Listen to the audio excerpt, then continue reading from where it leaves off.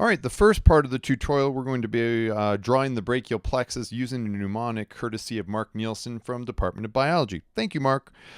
Here is a picture of the brachial plexus, which is a collection of nerves that are extensions from the ventral rami from C5 through T1.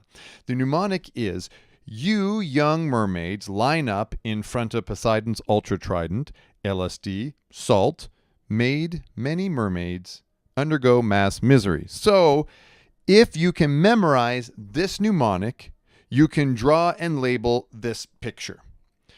Start. You draw the letter Y. Young, draw another letter Y. Mermaids, you take an M and you draw it at the end of those two Y's. Next one, you young mermaids line up. There's a line and it goes up. In front of Poseidon's ultratrident. What is in front of? Well, the line up is in front of Poseidon's ultratrident. There's the trident. So we look at those words ultra. We then write in or put in these letters. U, L, T, R, A. That spells ultra. And each of those letters represent the following nerves. Upper subscapular nerve, which innervates part of the subscapularis muscle. Lower subscapular nerve, that also innervates the other part of the subscapularis in addition to the teres major. And between them is the thoracodorsal nerve that innervates the latissimus dorsi. It's sometimes called middle subscapular because it's in the middle. Next, we have the radial nerve, and this is going to innervate posterior arm and posterior forearm muscles. And then finally, the axillary nerve that innervates the deltoid and the teres minor. In addition, radial and ulnar do some sensory innervation as well. So, period. LSD, and we go L, S, and shing D. There we go. So the L stands for the lateral pectoral nerve that innervates your pec major.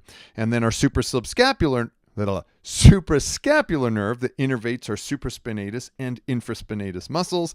And then the dorsal scapular nerve that's going to innervate levator scapulae and our two rhomboid muscles.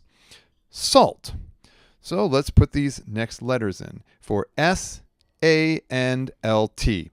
So S for subclavian nerve, yeah, I don't care if you remember that one. And A for accessory phrenic nerve, yeah, I don't care if you remember that one either. But the long thoracic nerve for LT, I do, because this is the nerve that courses superficial to the serratus anterior and provides innervation to that muscle. LSD salt made many mermaids. M, shing, and M, shing. There we go. So these three M's are for medial pectoral nerve that innervates your pec minor and pec major. I'm not sure why I keep bringing my voice down for these, but medial pectoral nerve that pierces through the pec minor and then into the pec major. You might remember dissecting that out in phase 1. The next M over is the medial cutaneous nerve of the arm, which provides cutaneous sensation to the medial part of the arm. And then our medial cutaneous nerve of the forearm, which provides cutaneous innervation to the medial part of the forearm. Undergo mass misery. U, M, M.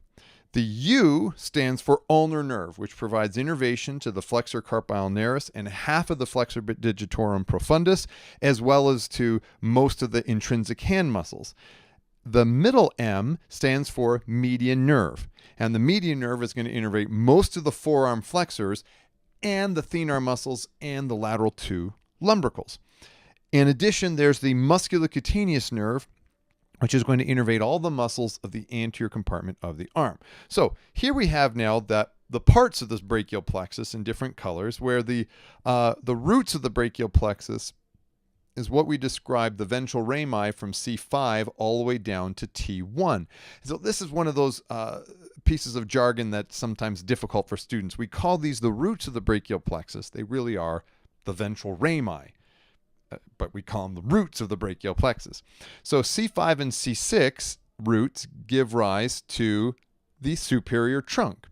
Then the C7 ventral ramus just changes names and we call it the middle trunk, and C8 and T1 roots become the inferior trunk, and the superior, middle, and inferior trunks now all bifurcate. Each one of those trunks bifurcate into divisions, where each of these trunks gives rise to a branch that goes to ventral musculature, flexors, and dorsal musculature, extensors. So our anterior division, these are all going to become branches and nerves that go to flexors or anterior compartment of the arm, forearm, or hand muscles. Then the posterior compartment, these are branches that are going to go to nerves that are going to go to the back of the arm, forearm of the upper limb. Now, each of these divisions further give rise to cords. Each of them receiving their names to their relationship to the axillary artery. Lateral cord is lateral to the axillary artery, and the medial cord is medial, and our posterior cord is deep to it. And you see some branches coming off of these cords.